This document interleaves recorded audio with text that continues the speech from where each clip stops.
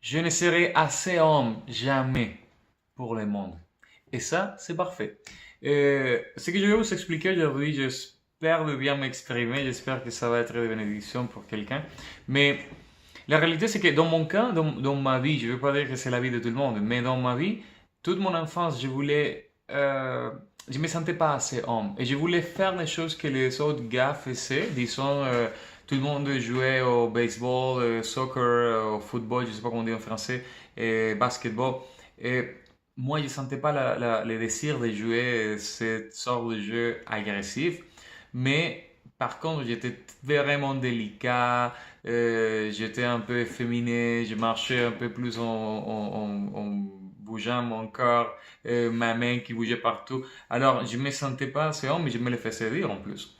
Euh, Aussi, si on ajoute à ça le fait que j'ai eu plus d'expérience sexuelle avec plus de 600 hommes et que la majorité du temps j'étais passif, ça me faisait sentir moins homme aussi.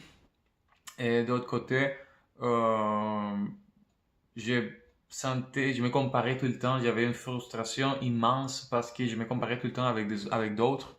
Et je voyais quelqu'un qui était plus grand, plus fort, qui avait une attitude plus macho et je me sentais moins que lui. Et j'ai toujours voulu être ce que quelqu'un d'autre est parce qu'à à la fin, c'est parce que je ne savais pas qui j'étais en je suis. Euh, Aujourd'hui, rien de ça m'affecte parce que je sais, et c'est bon de le savoir et bien accepter, que je ne serai jamais assez homme pour le monde. Mais la réalité, c'est que je n'appartiens plus au monde. J'appartiens au royaume céleste en Jésus-Christ. Alors, mon identité n'est pas dans la culture, n'est pas dans la tradition, n'est pas dans ce que le monde dit. Mon identité est en Jésus. Et si je viens ici au Romains 12, 2, ça dit, ne vous conformez pas au monde actuel, mais soyez transformés par le renouvellement de l'intelligence afin de discerner quelle est la volonté de Dieu, ce qui est bon, agréable et parfait. Et quand on veut être, ou quand on veut avoir notre identité en dehors de Jésus, on est en train de se conformer au monde actuel. Et, et le monde actuel, comme on le connaît, ça change, hein. Ça va comme ça.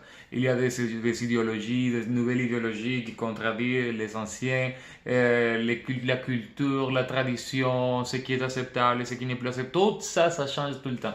Mais la parole de Dieu change jamais.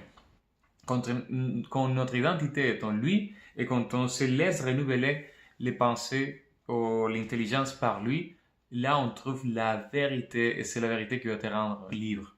Et en Jean 2,6, ça dit, celui qui affirme demeurer en Christ doit aussi vivre comme il a lui-même vécu.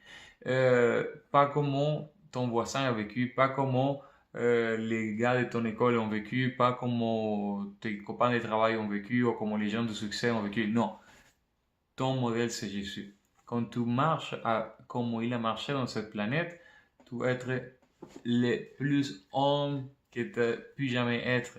Parce que c'est en lui qu'on a les vrais exemples d'un homme droit devant Dieu. Qui ont fait en lui, c'est en lui qu'on a notre justice. 2 Corinthiens 10.3, ça dit, si en effet nous vivons dans la réalité humaine, nous ne combattons pas de façon purement humaine. Non, je vais lire à nouveau. Si en effet nous vivons dans la réalité humaine, nous ne combattons pas de façon purement humaine. Bon, l'effet c'est que on est dans ce monde, on est dans cette réalité humaine, mais on ne combat pas de façon humaine. Et parce qu'on n'appartient pas ici. On appartient au royaume des cieux, on est des ambassadeurs ici dans cette planète, et c'est pour manifester Christ alentour de nous. Et en faisant ça, on est en train de suivre les vrais modèles d'hommes qui existent. Et en Jacques 4.4, ça dit, adultère qui vous êtes, oui, adultère qui vous êtes, ne savez-vous pas que l'amour pour le monde est synonyme de haine contre Dieu? Celui donc veut être l'ami du monde se fait l'ennemi de Dieu. Pour moi, c'est parfait ce verset parce que ça nous dit aussi que quand on veut vivre selon les standards du monde, on devient ennemi de Dieu parce qu'on n'est pas en train de lui croire. On sait qu'Abraham, il était considéré ami de Dieu parce qu'il croyait ce que Dieu il disait. Mais quand on croit ou quand on s'aligne avec les standards du monde, on n'est plus ami de Dieu, on est ami du monde. Et on essaye de se combler dans la culture, dans la tradition, dans les stéréotypes, qui à la fin va changer d'ici à quelques années. Mais quand on lui croit et quand on devient tout ce qu'il dit à propos de nous, c'est là qu'on est en train d'être tout ce qu'il avait déjà préparé pour nous. Et c'est là qu'on trouve notre vraie identité. En Jean, 1 Jean 5,4 se dit, puisque tout ce qui est né de Dieu remporte la victoire contre le monde et la victoire qui a triomphé du monde, c'est votre foi. Votre foi en quoi? Votre foi en tout ce qu'il a fait. Votre foi en tout ce qu'il a gagné. Donc, votre foi en sa victoire. Votre foi en son pardon. Votre foi dans tout ce que le Seigneur a accompli pour nous. C'est là la victoire en nous. 1 Jean 3,1, ça dit, voyez quel amour le Père nous a témoigné pour que nous soyons appelés enfants de Dieu. Et nous le sommes. Si le monde ne vous connaît pas, c'est qu'il n'est le... Oh boy, parler en français des fois c'est difficile. Hein? Je recommence. 1 Jean 3,1. Voyez quel amour le Père nous a témoigné pour que nous soyons appelés enfants de Dieu. Et nous le sommes. Si le monde ne vous connaît pas, c'est qu'il ne l'a pas connu lui.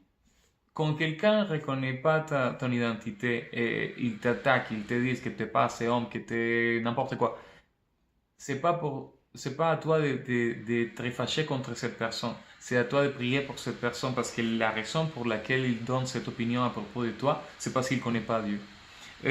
Jean 14, 27, ça dit, je vous laisse la paix, je vous donne ma paix, je ne vous la donne pas comme le monde donne. Que votre cœur ne se trouble pas et ne se laisse pas effrayer. Regardez ici, je ne vous la donne pas comme le monde donne, parce que le monde, il ne peut pas te donner la paix. Et le monde, il ne peut pas te donner la joie, la plénitude d'être complet dans une vérité si glorieuse que la vérité qu'on a en Jésus. 1 Corinthiens 3, 18, que personne ne se trompe lui-même. Si quelqu'un parmi vous pense être sage selon les critères de l'ère actuelle, qu'il devient fou afin de devenir sage. Ça, pour moi, c'est parfait. Parce que toute ma vie, je voulais être homme selon les stéréotypes ou les critères de la culture actuelle. Et j'allais jamais arriver. Jamais arriver. J'allais jamais arriver à être assez homme selon le monde. Et vous savez quoi? Aujourd'hui, à cause de ça, je suis content parce que j'ai mis de côté tous les critères du monde, les stéréotypes du monde et je suis tout ce que je suis dit que je suis. Et ça, c'est ma vérité, c'est ma joie, c'est mon sécure, c'est là où je trouve mon identité et c'est une identité inébranlable. Et Jean 8, 12, ça dit, Jésus leur parla de nouveau. Il dit, je suis la lumière du monde. Celui qui me suit ne marchera pas dans les ténèbres, mais il aura au contraire la lumière de la vie. C'est lui ton exemple. C'est lui le vrai modèle d'homme que tu dois suivre et c'est en lui que tu vas être assez homme dans cette vie que tu as dans cette planète. Et mon dernier verset, c'est 2 Pierre 1, 4, ça dit, Celle-ci nous assure les plus grandes et les plus précieuses promesses. Ainsi, grâce à elle, vous pouvez fuir la corruption qui existe dans le monde par la convoitise de devenir participant de la nature divine. Je lis ça tellement crush.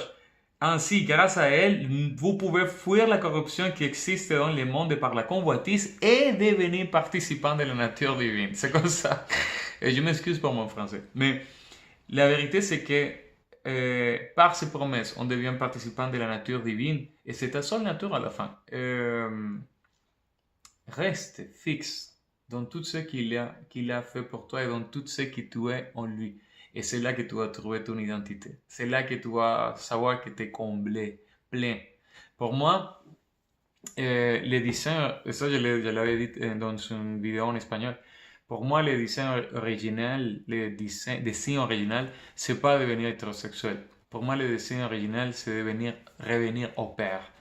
Parce que quand tu reviens au Père, en Jésus-Christ, et tu laisses son Saint-Esprit travailler en toi, le Seigneur, il va mettre en place, il va mettre en ordre toutes les choses qui sont croches en toi.